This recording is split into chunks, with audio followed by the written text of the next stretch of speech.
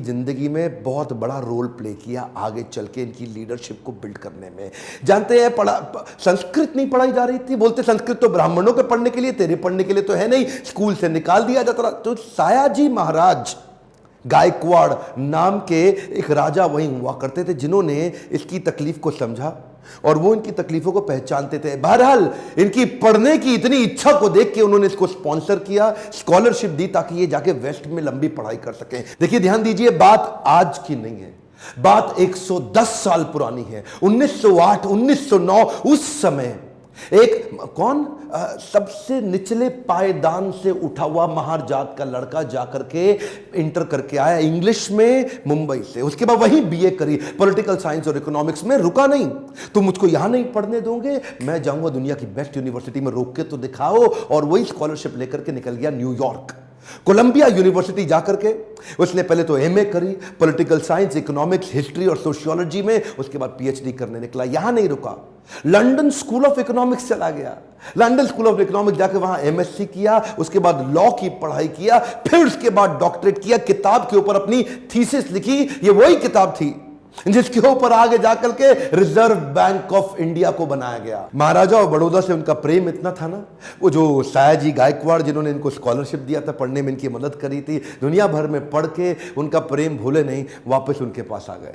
बोला, आप दुनिया भर में पढ़ के आए हूं, आपकी सेवा में आना चाहता हूं। तो उनको मिलिट्री सेक्रेटरी की नौकरी दे दी गई और उस समय ये नौकरी बड़ी मानी जाती थी। अब ये बड़ी पदवी पे तो आ गए थे, लेकिन वो छुआछूत ने इनका पीछा थोड़ी छोड़ा। वहां भी जो सरकारी पियोन होता था ना, वो उनको फाइल दूर से फेंक के दिया करता था। बोला, तू नीच जात का है? आज गद्दी पे बैठ गया तो क्या? दूर से फाइल फेंकते थे, उसके पास नहीं जाते थे। उनको खाने के लिए बोलते थे, बाहर जाके खा। आज भी वो कुएं से पानी नहीं पी सकते थे, इतनी एग्जॉल्टेड पोजीशन पे। बाबा साहब अंबेडकर की तकलीफों का सिलसिला थमा थोड़े ही। अभी तो रमाबाई जिनसे उनका विवाह हुआ था, उनके साथ उनकी 5 संतानें हुई, लेकिन 4 संतानें एक के बाद एक इलाज की सुविधा ठीक से ना मिल पाने के कारण उनके जीवन से चलती चली गई। 4 बच्चों का देहांत हुआ, 1 बच्चा बचा, लेकिन पत्नी भी आगे चल के लंबा साथ नहीं दे पाई। वो भी लंबी बीमारी के चलते उनका भी देहांत हो गया।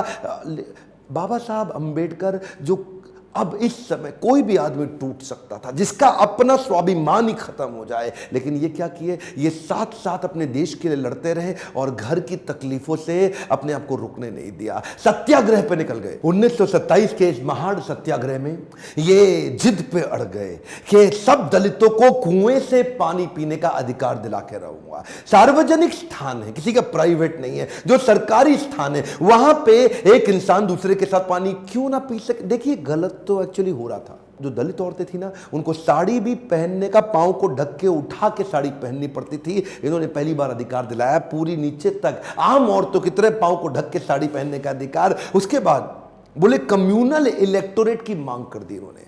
कम्युनल इलेक्टोरेट में ये चाहते थे कि कम्युनिटी के आधार पे हमारी वोटिंग की सुविधा अलग हो। उसमें थोड़ा गांधी जी अड़ गए, क्योंकि गांधी जी जानते थे कि ये अंग्रेज लोग मिल करके हमारी सारी जातियों को तोड़ के अलग कराना चाहते। गांधी जी ने इनको समझाया।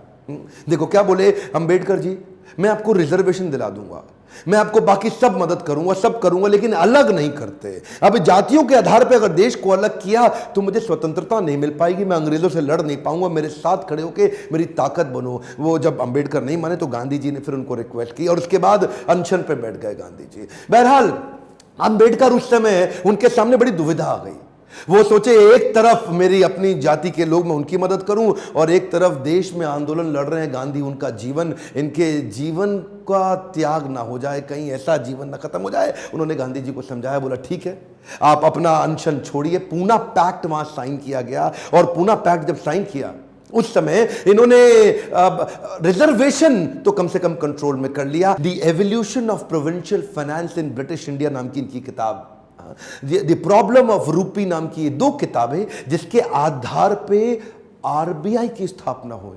मैं दोबारा बोल दूं क्या? इन्होंने जो किताबें लिखी उसके आधार पे आरबीआई की स्थापना करी गई। कैन यू इमेजिन, भारत के सबसे निचले पायदान से आया एक यंग लड़का जिसकी कोई मदद करने वाला नहीं, आज उसकी बुद्धि पे आधारित हमारे कॉन्स्टिट्यूशन की स्थापना भी की जाएगी। इनकी ज्ञान, बुद्धि और कौशल का लोहा इंडियन लीडर्स और ब्रिटिश लीडर्स दोनों मानते थे। 1947 में भारत आजाद हुआ और गांधी जी के पास नेहरू अपनी पूरी कैबिनेट की लिस्ट लेकर के आए।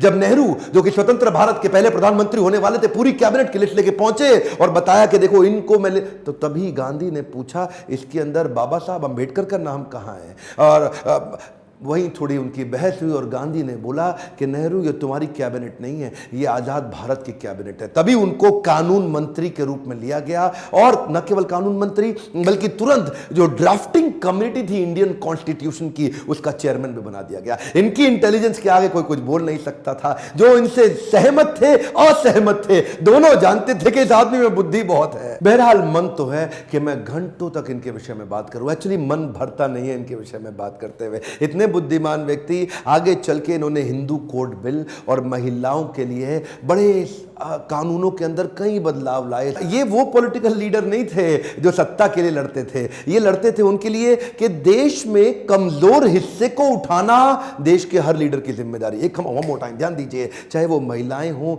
चाहे वो जाति धर्म के आधार पे हो, कमजोर हिस्से को आगे बढ़ाना, सपोर्ट करना, तभी देश आगे चलेगा। खुशहाली आएगी तो फायदा सबका होगा। कम ऑन, ध्यान दीजिए, पूरे देश में खुशहाली आएगी तभी फायदा सबका होगा। इनकी भाषा में, इनके भाषण में, इनकी चर्चा में, इनके आचरण में, इनकी किताबों में और ड्राफ्टिंग कमेटी में चेयरमैन होते वक्त कॉन्स्टिट्यूशन को लिखने में सहनशीलता लगातार दिखती रही। अहिंसा परमो धर्म, बौद्ध धर्म को अपनाने लगे।